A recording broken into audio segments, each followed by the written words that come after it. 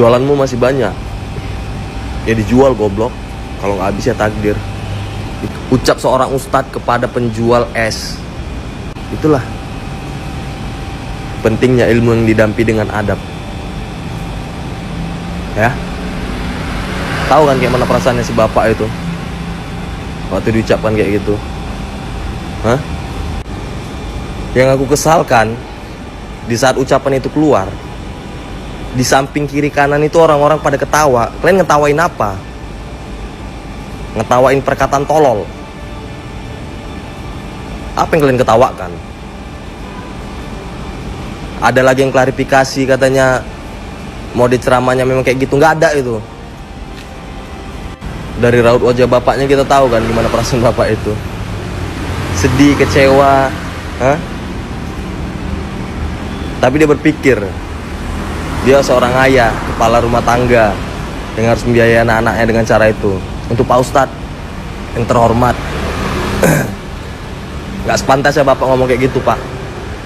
Untuk bapaknya semoga derajatnya dinaikkan, rezekinya ditambah sama Allah ya Pak ya. Sehat-sehat ya Pak. Sekali lagi sampaikan, itulah pentingnya ilmu yang didampingi dengan adab.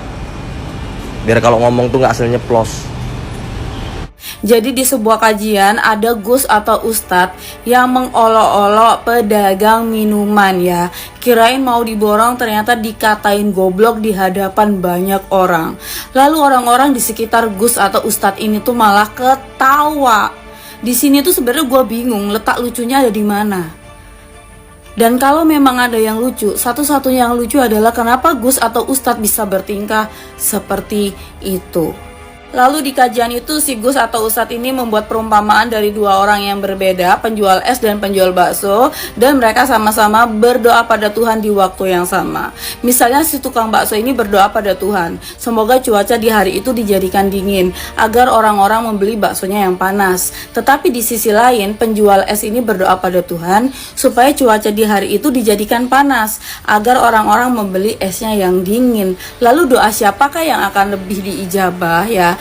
Jika pada hari itu cuaca ternyata dijadikan panas, apakah berarti doa dari si penjual es ini yang diijabah dan doa penjual bakso tidak? Ternyata tidak begitu. Doa penjual bakso pun diijabah juga, tapi dalam bentuk yang lain. Misalnya dia masih sehat walafiat, atau mendengar kabar istrinya itu baru saja hamil, atau rezeki yang lainnya ya.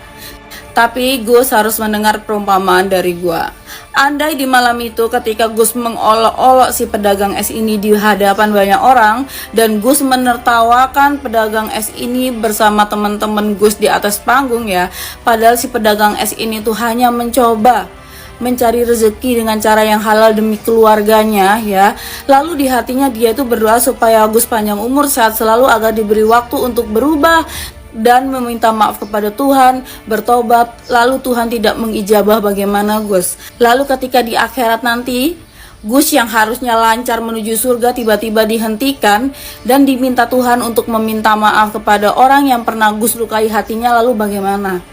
Bagaimana Gus? Buat bapak penjual esnya tetap semangat, semoga lancar rezekinya ya, semoga diangkat derajatnya setinggi-tingginya. Tenang aja Pak, jualan es itu enak kok, laku nggak laku tetap cair. Dan satu lagi buat Gusnya ya, ada pepatah Cina mengatakan bahwa yulaumi yulaulau lausia, mulutmu adalah harimaumu.